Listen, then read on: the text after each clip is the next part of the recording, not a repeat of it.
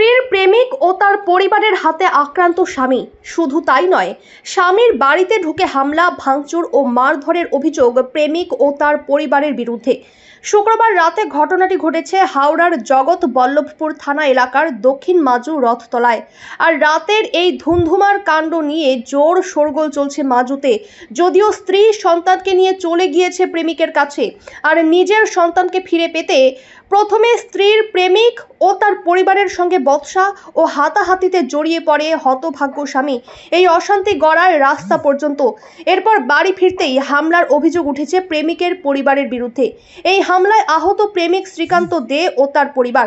রাতেই খবর পেয়ে ঘটনাস্থলে জগৎ বল্লভপুর থানার পুলিশ গিয়ে হামলাকারীদের হাত থেকে শ্রীকান্তকে উদ্ধার করে নিয়ে যায়। তবে এই ঘটনায় এখনো পর্যন্ত কেউ গ্রেফতার হয়নি।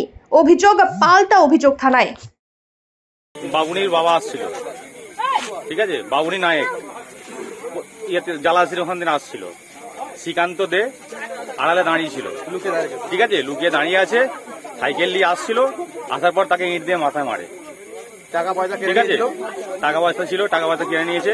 পাশের লোক দেখে, দেখার পরে ইট দিয়ে হাতে ছুটে করছিল, ঠিক আছে, দেখার পরে সে ছুটে পালিয়ে যায়, ঠিক আছে। টাকা পয়সা পকেটে ছিল, পয়সা কেড়ে নিচ্ছিল। হ্যাঁ, সমিতি আমাদের কাছে হয়ে গেল কেসটা। তার মানে আপনারা বলতে চাইছেন চিন্তায় করেছে, মার্ডার করতে চেয়েছিল, যে ওকে একা পেয়েছি। হ্যাঁ, এই তাকে মার্ডার করে। এখন কোথায় যাকে মেরেছে? সে এখন তাকে পুলিশ এসেছিল, পুলিশ এসে নিয়ে তাকে জগৎবল্লভপুর থানায় নিয়ে গেছে। যাকে নিয়ে গেছে তার নাম কি? শ্রীকান্ত দে। আপনারা কি চাইছেন?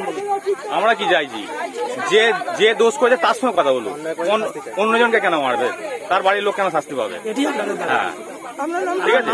হ্যাঁ, আমার নাম রাজু সোরেন।